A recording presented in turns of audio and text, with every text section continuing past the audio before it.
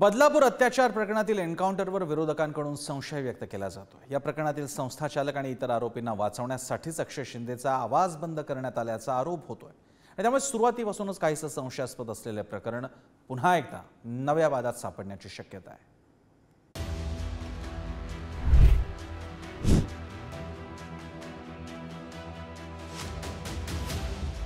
एका शिंदेचा एन्काउंटर झाला, दुसऱ्या शिंदेचा एन्काउंटर जनता करेल। मुख्यमंत्री शिंदेंचा एन्काउंटर करायला संजय राऊतला 7 जन्म घ्यावे लागतील। आपटेनं वाचवलं यांचं जे काही एन्काउंटर झाला असेल का हा एक प्रश्न आहे। जे शाळेचे संस्थापक आहेत त्यांना अटक का नाही झालेली आहे? कारण यांच्याकडून जेव्हा अक्षय शिंदेकडून गोळी झाडली जाते तेव्हा ती पायावर झाडली जाते आणि पोलीस गोळी झाडतात त्यावेळेला ती डायरेक्ट डोक्यात गोळी जाते। हे माझ्या आकलनाच्या पलीकडे आहे। अजून अक्षय शिंदेच्या एन्काउंटर नंतर सत्ताधारी विरोधकांमध्ये फायरिंग सुरू झालंय। बदलापूर प्रकरणातील संस्था चालकांसह संचालकांना वाचवण्याचा डाव असल्याचा आरोप मवियाकडून केला जातोय। या एन्काउंटरवरून खासदार संजय राऊतांनी थेट एकनाथ शिंदेंकडेच बोट दाखवलंय। आज मी म्हणतोय ना की कोणाला तरी वाचवण्यासाठी पहिल्या दिवसापासून प्रयत्न सुरू आहे।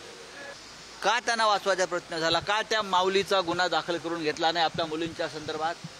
याचं उत्तर देवेंद्र फडणवीस, एकनाथ शिंदे यांच्याकडे आहे का? एका शिंद्यांनी दुसऱ्या शिंद्यांचा एन्काउंटर केला, एका शिंद्याचा एन्काउंटर झाला, दुसऱ्या शिंद्यांचा एन्काउंटर जनता करेल। मुख्यमंत्री शिंदेंचा एन्काउंटर करायला संजय राऊतला 7 जन्म घ्यावे लागतील आणि जनतेने स्वीकारलेलं आहे की मुख्यमंत्री एकनाथ शिंदे हे आपल्या गरिबांचे मसीहा आहेत।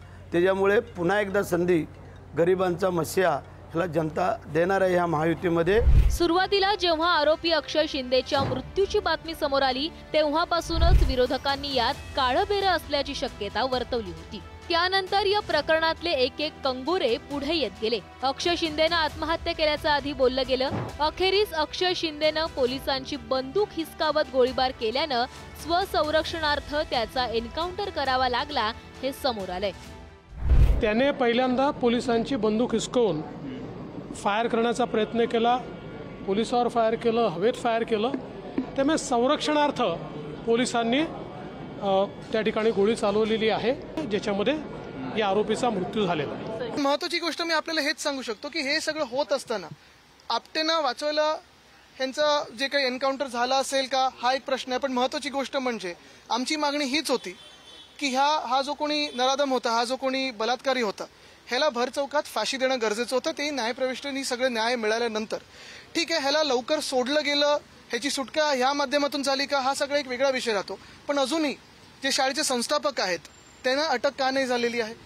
सोमवारी तळोजा कारागृहातून रिमांडसाठी नेत असताना संध्याकाळी 6:15च्या सुमारास एन्काउंटरची घटना घडली। विशेष म्हणजे एन्काउंटरचा हा सगळा थरार पोलीस व्हॅनमध्ये घडलाय। पोलीस अधिकारी संजय शिंदेंनी स्वसंरक्षणार्थ केलेल्या गोळीबारात अक्षय शिंदेचा मृत्यू झाला। या घटनेनंतर पोलीस निरीक्षक संजय शिंदे यांचा इतिहासही खूप रंजक आहे।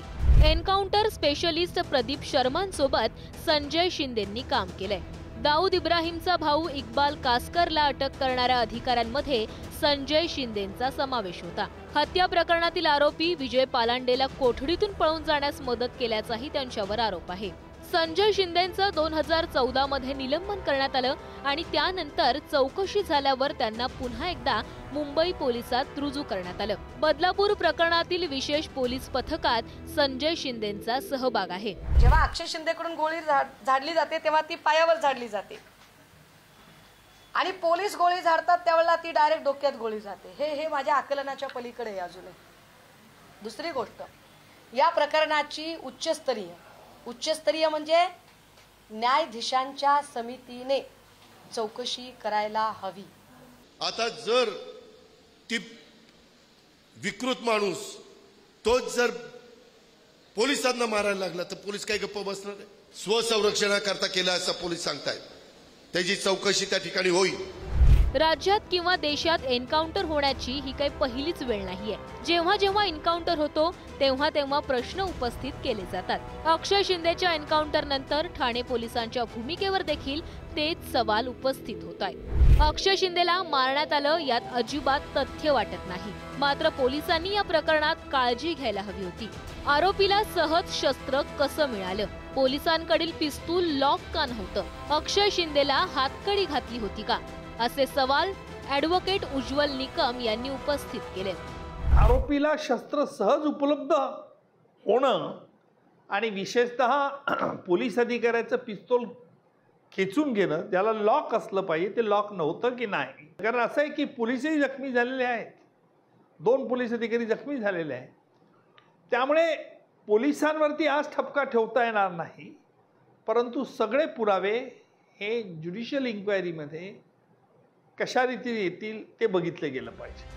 बदलापूर सारख्या संवेदनशील प्रकरणात मुख्य आरोपी अक्षय शिंदेचा मृत्यू झाल्यानं विरोधकांकडून शंका उपस्थित केली जाते. मात्र तात्काळ फाशीची मागणी करणारे एन्काउंटर नंतर एवढे का चौताळले?